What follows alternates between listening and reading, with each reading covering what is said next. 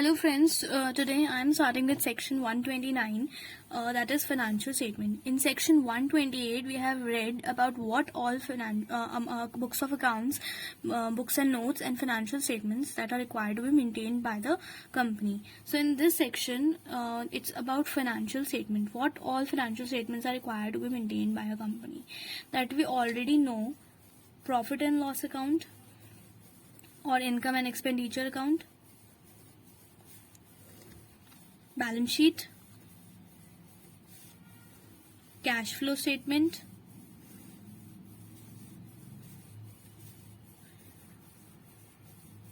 if there is any change in equity, statement of change in equity, if any, or any other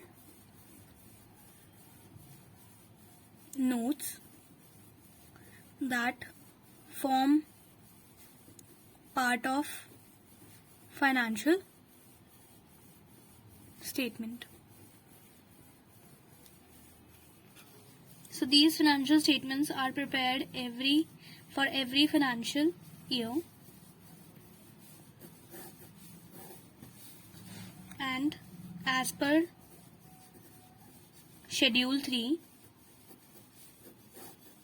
Fine. And there are few exemptions to this section. So what are they? Firstly, insurance company, banking company, electricity company,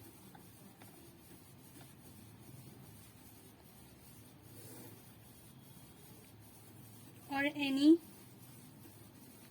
other company which is governed by any other law.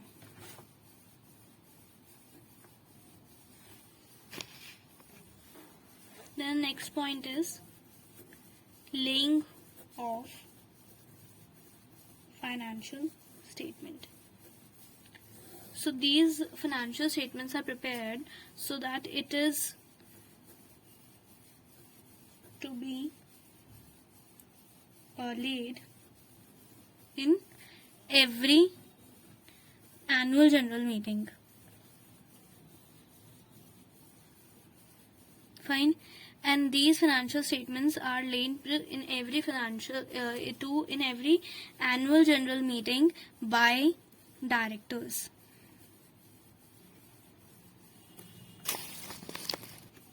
Now the next point is consolidation of financial statement. Consolidation of financial statement. So what does this mean? If the company has two or more other subsidiary company, so while preparing the financial statement, it has to consolidate the financial statements of all the other subsidiaries, and all these financial statements of all the subsidiaries is consolidated, and these consolidated statements are also to be laid in every annual general meeting by the directors.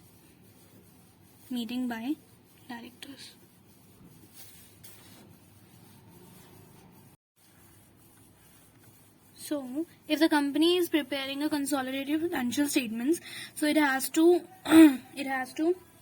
make a separate means if there is a separate form that is also has to be filed, that is AOC 1. This form is to be filed when the company is having consolidated financial statements. In this form there is the requirement is to fill the features of all the subsidiary company. Fine. Then the next point is, firstly there are exemptions given exemptions for preparation of consolidated financial statements. Exemptions for the preparation of consolidated financial statements. So there are two exemptions. Firstly, if the company is a wholly owned if a company is a wholly owned subsidiary or a partially owned subsidiary.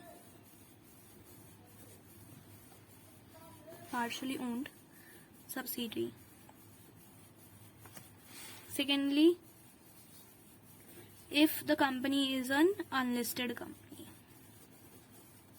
it is not listed in India or in any other country, so that is also the exemptions. Now the second point is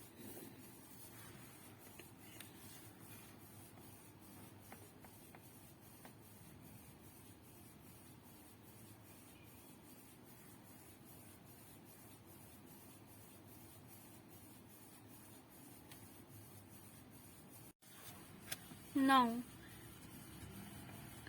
if the company do not complies with the provisions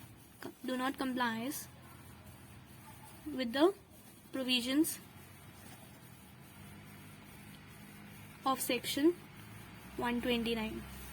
So if the company do not complies with the provisions, so firstly, as we have read in section 128, that who were the people who are responsible to maintain the books of accounts, books and papers and financial statements.